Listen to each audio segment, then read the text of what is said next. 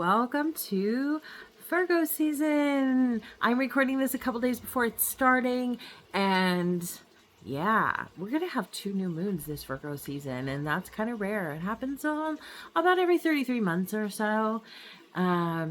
This is going to be a new moon in Pisces. Every time the sun enters a new sign, so this time the sun is entering Virgo, the new moon is in the opposite sign. And then there's the full moon in the actual sign that the sun is in. So we'll have a new moon at 0 degrees when we start off this Virgo season. And then we'll have another new moon at 29 degrees, finishing off the Virgo season. So 0 degrees is all about protection, unlimited possibilities, and 29 degrees is about feeling what it feels like to be at our peak in regards to the actions that we take. 2 is for feeling, 9 is about action. And when those two numbers are combined, they make an 11. And 11 is ruled by Virgo energy in many ways. Virgo, so an 11 has to do with integrity. It has to do with the integrity that cannot be denied. I think of 11 type energy very much as, in the tarot, it's the Justice card. Not the Judgment card, but the Justice card.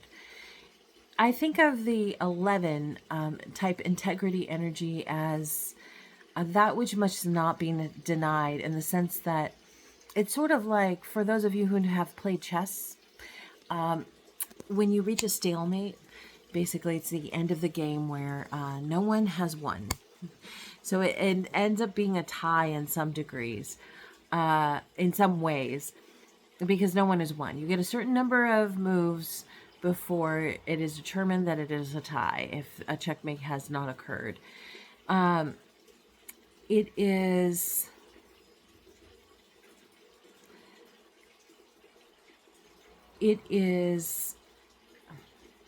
different than 2 in the sense that, yes, there's a 1 and a 1 next to each other, but they are both, neither of them are 2. So it's not about relationship. It's about one-on-one, or 1 versus 1. It's this or it's that. Which one is it? The thing about integrity is that there's so many sides to truth. Truth, in a lot of ways, can have to do with perspective. It can have to do with the individual. It can have to do a lot with autonomy. And we've had a lot of transits with these outer planets that are very much about our autonomy as individuals, and getting down to the nitty-gritty of, who are you? What do you stand for? What is your end-all be-all? What makes you you? Where will you not compromise? So it's really interesting to have this type 11, energy being magnified during the time of the season that is also conducive to 11 type energy, which has to do with integrity and Virgo. So most of the months, every month except for the month of Virgo season, we talk about, oh, it's a new moon, what seeds will you be planting? Or it's a full moon, what are you releasing after the full moon? During the full moon, hopefully you're celebrating. But after the full moon, as the moon becomes darker and darker until the new moon, you're releasing. Well, during Virgo season, you're not doing any of those things. It's the one time of the year where it's really about separating the chaff from the wheat. And by that, what I mean is, it's about just really like what, like, if you're a farmer and you're, separating your crop that you're going to use from what you're not going to use that is like the end all be all. So you're really like getting down to the nitty gritty integrity of like, what are you going to use? What are you, what is the work for? What is it all about? Who are you? So we're going into this season with these two new moons. It gives a kind of a double whammy to the age of Pisces coming to an end, because we're entering the age of Aquarius, and Pisces comes before Aquarius. And so the new moon is very dark. It's about the unconscious. And when the new moon is dark, those things that are in the unconscious can influence us, but we don't necessarily have the light shining upon the ego of whatever that new moon is in. So in this case, we're not going to have light shining upon the ego in regards to things that have to do with being a Pisces, or things that are of a Piscean nature. The ego will be a Virgo type ego, which will be shining upon the to give explanation for the things that are unconscious Piscean ways. So when it comes to things like self-sabotage, or self-undoing, or being a martyr, or self-sacrifice, there isn't going to be a whole lot of processing around that anymore. The days for that are done. It's going to come down to the nitty gritty of, people are going to be saying things like a conversation that just happened earlier today was that a lot of people have cancer.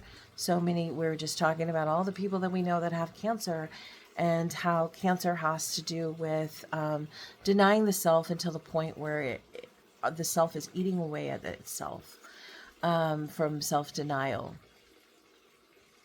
So it's not being nurtured externally for whatever reason, often having to do with being out of integrity with the self, and what the self is, and who the self is, and what the self needs, and expressing that, or expressing it in a way that the needs can get met, or in an environment where the needs can get met. So it becomes, this is a perspective on illness in general, and it's much more prevalent in modern times right now. Virgo has a lot to do with health. It's much more prevalent in modern times right now because science has been doing research on these types of things, and they have found not just correlation, but actual cause in regards to what causes dis-ease in our bodies. So these are like the kind of conversations that are going to be happening around Virgo season, but it's going to be less about the process of like the Piscean things, which is, people saying, the reason why was because of self-sacrifice Piscean ways, or, putting the self last Piscean ways. And it's going to be more about just saying like, yep, we know why that happened, and like, what can we do to like rectify it? It's going to be less about saying, that the drugs are not working for the body, and more about just saying like, we already know that. We don't even have to talk about that part. Drugs have to do with like Neptune and Piscean ways. So this Virgo type consciousness is like not even going to be like, seeing these revelations about the process as this. It's not even going to be about that. It's going to literally be about, we're down to the nitty gritty. What must we do? There's no ifs, ands, or buts about it. Like less sugar is absolutely necessary. There's no ifs, ands, or buts about it. Like having a walk daily is absolutely necessary. There's no ifs, ands, or buts about it. Like these are it. whatever it might be, it may be those things or maybe other things. Social isolation is absolutely not going to work. And it's going to be about each of us individually. Where do we draw our lines on what we will and will not have? And for those of us who haven't been doing the work, doing the spiritual work, those of us who have been avoiding it and numbing out, it's really going to come to a head. Like some of us are going to end up in the hospital. Some of us are going to end up with diseases. Some of us are going to, really get, and it's going to get to the point where we're like, uh-oh, I have no choice but to look at this. And for some of us, it might be the exit strategy. It might be the exit point. And the exit point has to come at a certain point in time for everyone, eventually. But for others of us who it's not the exit point time, and who are doing the work and who are all about this, like new life, because it's a new world, it's a new life for so many of us. For those of us that are on that path, it's going to be uncomfortable. We're going to be coming up around a lot of discernment, which can feel like judgment, and we're going to be coming up around a lot of that, because everyone is figuring out where their judgments and their discernments are for themselves and who they are as individuals and where their lines are at and what they consider healthy and what they do not consider healthy in their lives, and what they want from their life and what they don't want from their life. So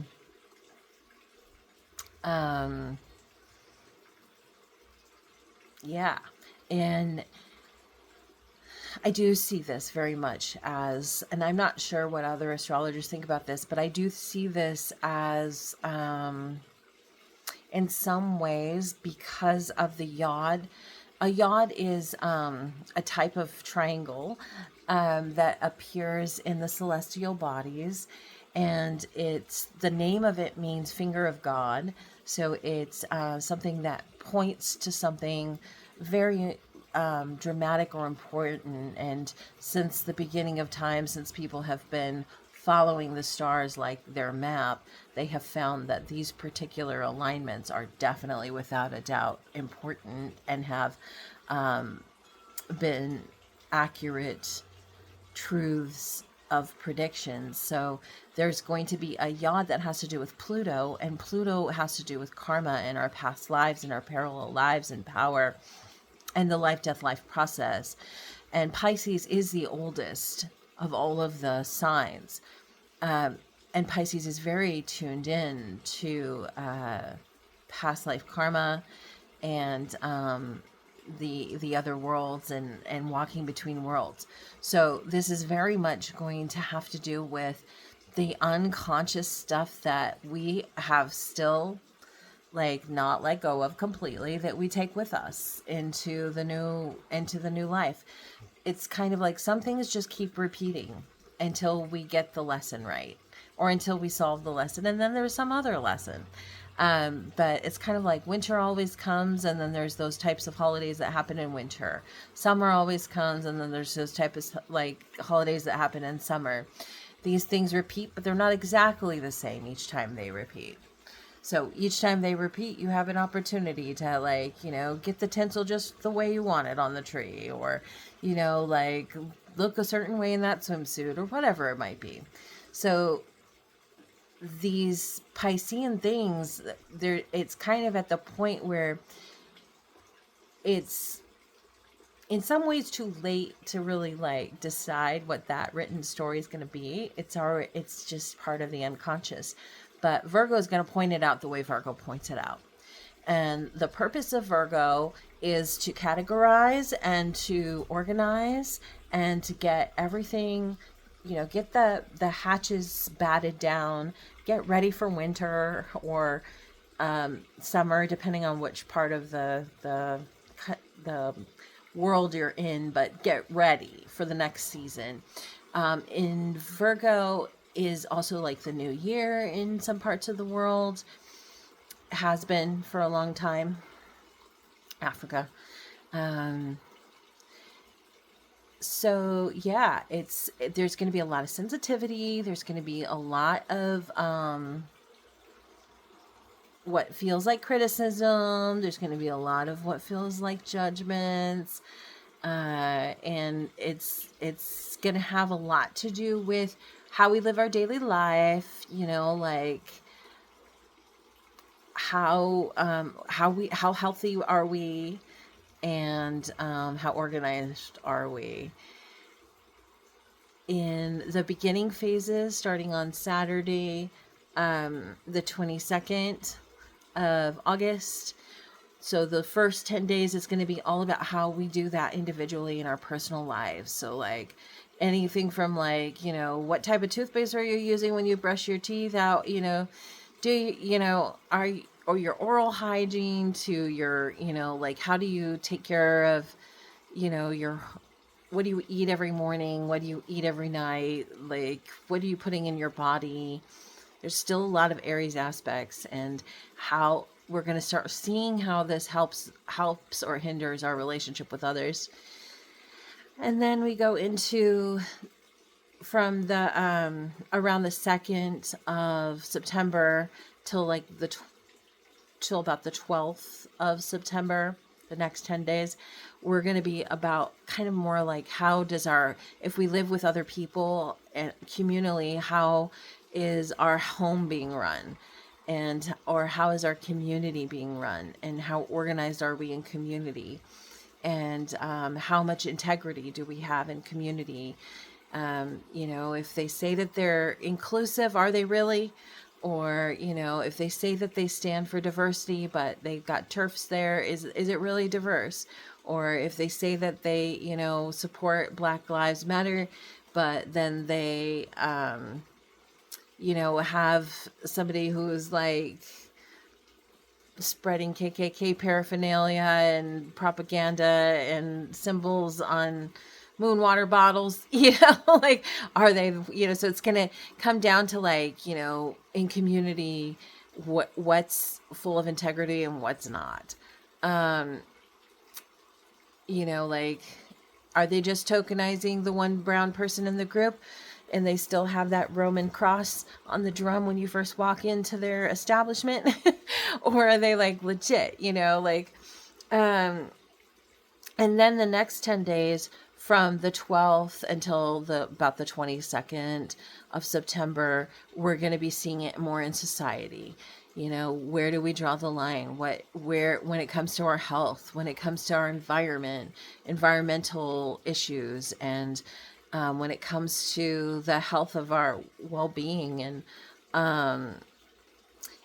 there's going to be a lot of, sensitive feelings, and I think less understanding. Pisces is really good at like understanding why people do what they do, which I think is why Pisces is also really good at like letting people get away with stuff, and just kind of letting it like roll off their back, like a turtle with water off their back.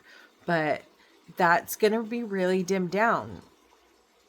The Virgo consciousness is going to be, the sun shining, and those Pisces new moons, new moons are dark.